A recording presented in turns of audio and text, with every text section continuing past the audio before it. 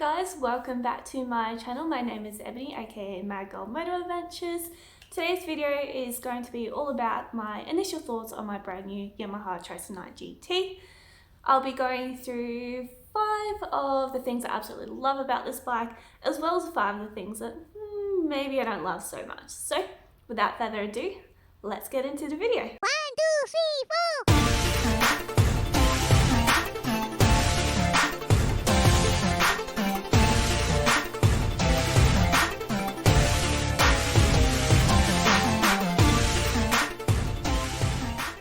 So for those that are new to my channel, I have recently upgraded to the Tracer from a 2016 Yamaha MT-03. Now the reason why I upgraded to the Tracer is not only for the creature comforts that a tourer can give me, but also for the sporting capabilities for when I want to go do track days. So for me, the Tracer was a perfect combination of both comfortable tour daily ride, as well as a bike that I can just quickly whip onto the track and have a bit of sporty fun. Everything about the Tracer has been a whole new learning curve for me. In particular, the 3 main things being the height, the weight and power difference of this motorcycle in comparison to the MT-03, as well as all the technological advancements. Now the MT-03, it didn't have any of the bells and whistles that the Tracer has, so the entire experience has been a whole new learning curve and very exciting. So here are 5 of my most favourite things I love about the Tracer. Woo, did you hear that?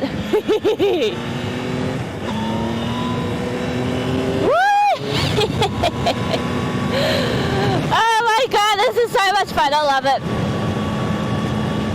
Reason number 1, the power. With 890 cc's of power, the Tracer feels like an absolute beast to ride.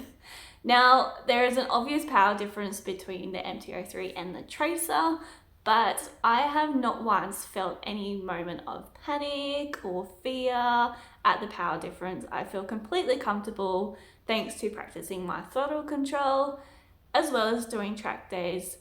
And yeah, I love the power difference. It just feels so much better. I particularly love the pull when I'm speeding up and having to overtake other people. And to be honest, the main reason why I love the power difference is that I feel like a total badass on this bike. It feels amazing, especially when I just, give it to a little bit. It feels amazing and I feel like a total badass. So that's reason number 1. Reason number 2 is the quick shifter. Now the Tracer comes standard with a quick shifter, which has both up and down shifting capabilities. Now this has been a total game changer for me, in particular when I'm speeding up onto highway speeds. I don't even really use the clutch. The clutch I'll use for in-town riding, going between 1st and 2nd gear, but after that it's just all quick shifter and I absolutely love it. Now downshifting, I'm still not 100% smooth with that. I'm still working on being able to downshift smoothly, but obviously once I have gotten used to that, the downshifting capabilities is going to be absolutely perfect for riding through the twisties, and the whole quick shifter up and down, it will be a perfect addition to track days. So it is definitely one of my favorite things. Number 3 is the height and weight of the Tracer. Now, I'm not exactly short, but at 5'7", I wouldn't say I was tall either. I feel like I'm fairly smack bang average. Now, the MT-03 with a seat height of 30.7 inches and a weight of 168 kilos, I felt like a giant sitting on that bike.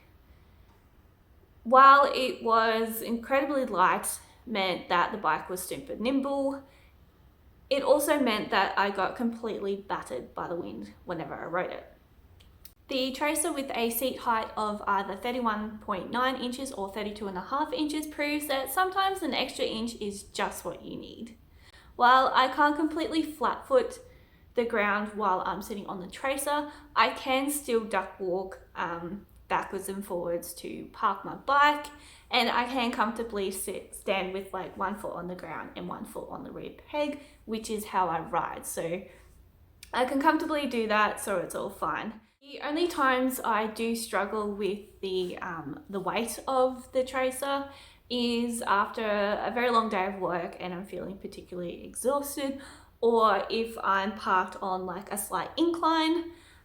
It can be a little bit difficult to lift the bike up off the stand, but I do have some tips and tricks for how I do handle a heavier bike and the ways that I can lift it off the stand much easier, which I will cover in a separate video, so stay tuned for that. Number 4 is the LED and cornering lights. These lights are fantastic.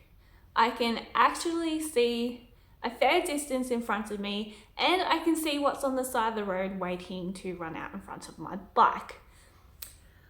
The lights do sort of dull a bit in front of the bike. It's like a little section snipped out, but that's like literally right in front of the tire. So the way the lights are angled means that you can see a lot further ahead in the distance, as well as what's on the side of the road, particularly while you're cornering. And this makes for great visibility while riding at nighttime. I feel completely comfortable riding home in the dark.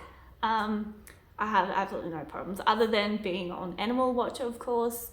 I have no problems now riding home in the dark because I can comfortably see, which is perfect. Number 5 is the side panniers. Now, these panniers come standard with the Tracer, which is awesome, and let's be honest, it's one of the main reasons why I brought the Tracer. Is I just love the space for all the junk in my trunk. I can comfortably fit one full bag of shopping on either side, which means I can take my bike to the supermarket on the way home and get some groceries. It is my daily ride. I don't have a car anymore. I can take Josh's car if I really need to, but this is my daily ride. So for me, having that extra storage space is pretty crucial to a daily ride. It does fit a full face helmet in the panniers. Now I do have to take off my Cena headset and any other cameras and stuff I might have on there for it to be able to fit in there. It does fit quite snugly, but it does fit, so which means that I can leave my helmet in my bike and go to work and do whatever I need to do in town rather than having to carry it around with me. And the panniers are going to be the perfect addition to my motor camping trips. It means that I'll be able to evenly space out my gear across the bike rather than just having everything dumped in bags on top of the back of my motorcycle. So I'm very much looking forward to that. Now, as with anything in life, nothing is perfect, and that is even the same for the Tracer, which really hurt me to say, but even with its quirks, the Tracer is still perfect for me. So here are the 5 things that I don't love so much about the Tracer. Number 1 being the windshield. The windshield is a common complaint about the Tracer, and unfortunately I do have to agree. Although it is adjustable in height, you can put up and down in whatever position that you need, it kind of pointless when doesn't matter what position you put it in, you get some serious buffeting.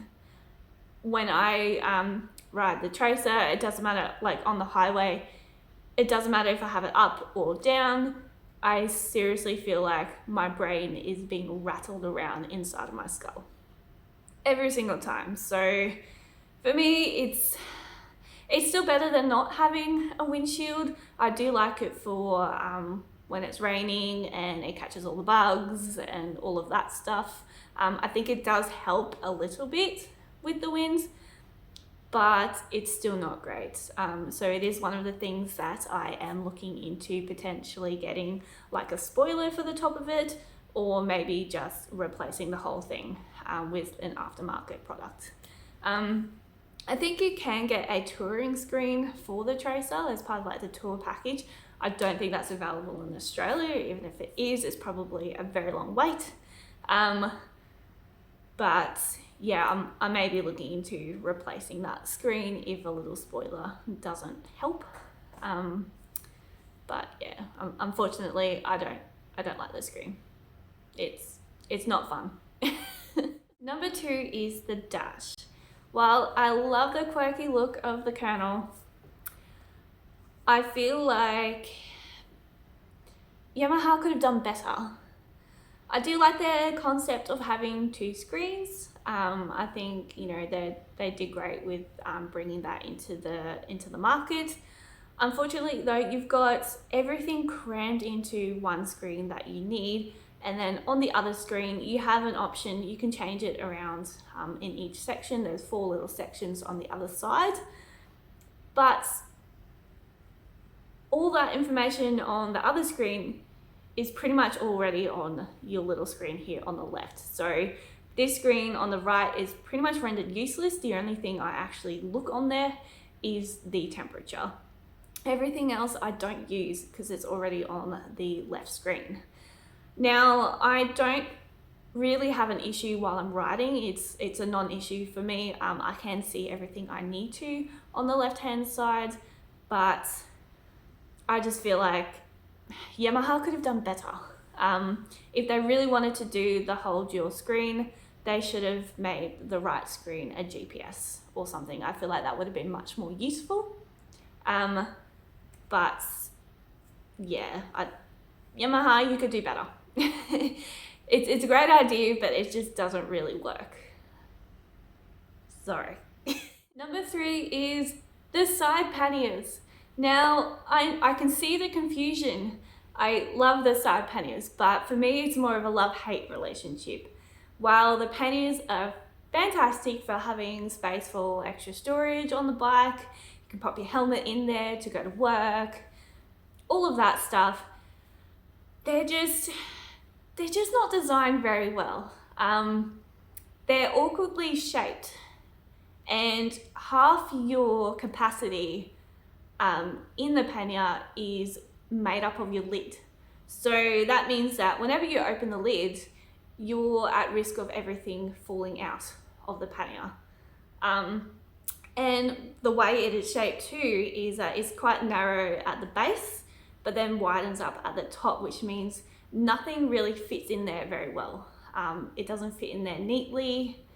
You kind of just shove it in there, putting the thing on and hoping for the best. So it's a love-hate relationship. For me, when I'm using it to go moto camping, I'm going to have to take it off and use it like a suitcase. So stick it on the ground flat, open up like a suitcase and pack everything inside of there like that. So everything I'm going to be putting in the panniers for my trip is stuff that I don't need access to straight away. Otherwise everything's just going to fall out. It's really, while it's both practical, at the same time it's impractical, just because of the awkward shape of the pannier and not being able to put anything in there neatly or evenly. It can get quite a little bit frustrating, if I'm honest, but they do work. They're still great for what I need them for, but I don't think Yamaha designed them as anything other than a place to store your helmet. And number 4 is having to get off my bike. I hate having to get off my bike. When you sit on that Tracer and go for a ride, the last thing you want to do is get off it again. I just want to keep riding and riding and riding, especially when it's a beautiful sunny morning, but you're only having to ride 7 minutes into work and then you have to actually get off the bike and go to work. It takes a lot of willpower to do that, I must say. It's very hard. I just love it. I just love the bike so much that I can literally stay on it all day long and I just don't want to get off. I really don't. But I do it the good provider that I am. I make sure I do get off that bike and go to work so I can feed my hungry bike the petrol it needs to run. And this brings me to number 5, which is there is no number 5. I literally cannot think of anything else I'm not happy with on the Tracer. I love everything about it. The windshield, the dash is livable. It's not really something I don't love about it. It's just more, I think that could have been done better, but it has zero impact on my riding or anything. So, but the windshield and the panniers, they're both cosmetic issues. I feel like that's nothing against the Tracer itself. And they're both easily fixable. I can replace the panniers if I really want to, if they really bug me that much, and I can replace my windshield. So there's absolutely nothing else that I'm not happy with the bike. Absolutely love it. I think it's the best bike for me. I feel like it was made for me, and it's just been the best experience so far. So if you guys would be interested in seeing a long-term ride review, in particular how my bike handles while touring, then let me know in the comments down below, and I will be more than happy to organize that one for you as well. But yeah, that pretty much brings me to the end of today's video. So if you enjoyed today's video, please give it a thumbs up, leave a comment down below, and subscribe to my channel to see more. And I will see you guys very soon in the next video. Bye.